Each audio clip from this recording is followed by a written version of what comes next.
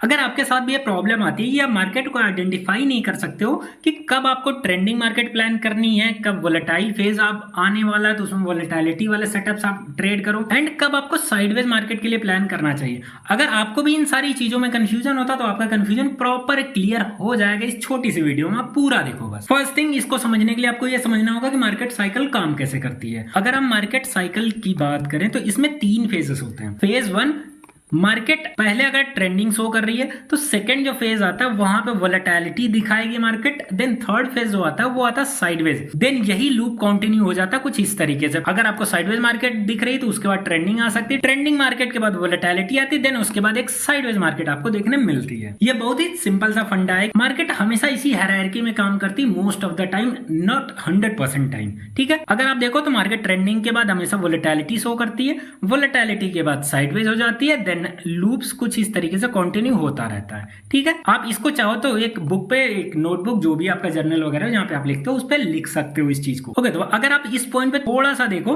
तो मार्केट यहाँ पे एक अच्छा खासा साइडवेज दिखी है आपको। साइडवेज के बाद कौन सा फेज आता है, अगर आप कुछ इस तरीके से ये ड्रॉ कर लो हायरार्की, जब आपको देखने में प्रॉब्लम ना याद करने में। साइडवेज के बाद आता है ट्रेंडिंग, दैट मींस कि मार्केट इसका ब्रेकआउट दे रही। रीटेस्ट के बाद आपको यहाँ पे एक ट्रेंडिंग काइंड ऑफ मार्केट देखने मिल गई। ट्रेंडिंग के बाद कौन सा फेज आता है, वोलेटिलिटी वाला। अगर आप इस पॉइंट पे देखो तो क्या एक्सट्रीम वोलेटिलिटी आपको दिखी हुई है। देन थर्ड फेज क्या आता है, उसके बाद आता है साइडवेज। दैट मींस कि आने वाली मार्केट में भी यहाँ पे साइडवेज होने की पॉसिबिलिटी ज्यादा दिखा सकती है। तो क्या इस पॉइंट पे हमें साइडवेज के लिए प्लान कर लेना चाहिए पहले से? द आंसर इज नो, क्योंकि अभी ये जिस मोमेंटम में निकली ये काफी बड़ा मूव है। दैट मींस कि इसमें अभी वोलेटिलिटी कंप्लीट हुई है कि नहीं हुई, ये हमें तब पता चलेगा जब मार्केट साइडवेज होना स्टार्ट कर देगी। लेट सपोज कि अगर आपने कुछ इस एरिया के अराउंड ट्रेड प्लान किया, एक बार आपका कॉल का भी ऐसा हो गया, पुट के भी ट्रेड में ऐसा हो गया, दैट मींस कि उस दिन आपको ट्रेड करना भी नहीं है, मार्केट साइडवेज पूरा ही हो सकती है। तो अगर हम आगे की इसी में प्लानिंग की भी बात कर लें कि कल मार्केट क्या कर सकती, तो सिंपल सा प्लान है कि मार्केट ने वोलेटिलिटी दिखा दी और ये जो एक तरफा मूव आया,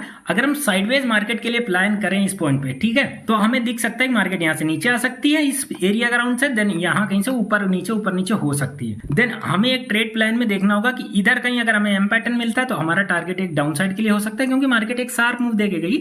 ऑब्वियस सी बात है, इस एरिया अराउंड हमें एम पैटर्न मिलने की पॉसिबिलिटी ज्यादा है। सेकंड सिनेरियो, अगर market extreme gap up open हो जाए लाइक कुछ ऐसे एरिया अराउंड, तो हमें पहले वेट करना होगा, मे बी मार्केट इस गैप को फिल करे, उसके बाद साइडवेज बिहेवियर दिखा दे। तो अगर हमें गैप अप के बाद एक थोड़ा सा भी यहाँ पे डाउन साइड का कुछ भी सेटअप मिलता है लाइक इनसाइड कैंडल या फिबोनाची सेटअप, तो हम इस गैप फिलिंग के लिए प्लान कर सकते हैं। रीजन, क्योंकि मार्केट ऑलरेडी वोलेटिलिटी दिखा चुकी है, दैट मींस कि यहाँ पे थोड़ा साइडवेज होगी तब जाके चार्ट नेचर फुलफिल होगा। तो अगर मार्केट यहाँ कहीं ओपन होती, फ्लैट ओपन होती, तो हमें एम पैटर्न के लिए प्लान करना होगा। गैप अप ओपन होती है तो हमें डाउन साइड के लिए ट्रेड प्लान करना होगा। इन केस मार्केट अगर गैप डाउन हो जाती है इस एरिया अराउंड कहीं भी, तो हमें एक अपसाइड का ट्रेड प्लान करना होगा। रीजन बिकॉज कि मे बी मार्केट यहाँ पे साइडवेज हो। ठीक है, गैप डाउन में एक ही प्रॉब्लम है, मार्केट यहां के साइडवेज हो सकती है या फिर गैप डाउन इधर कहीं ओपन हो तो यहीं पे साइडवेज हो सकती है। तो कॉल साइड में एक प्रॉब्लम है कि इसमें एसएल हो सकता है। तो इस चीज को हमें माइंड में रख के अपना ट्रेड आगे प्लान करना होगा कल के लिए। तो जो भी होगा कल मैं पार्ट 2 में इसकी बता दूंगा। अगर आपको पार्ट 2 चाहिए तो आप कमेंट बॉक्स में बता देना, मैं उसको भी बता दूंगा कि मार्केट ने किस तरीके से बिहेव किया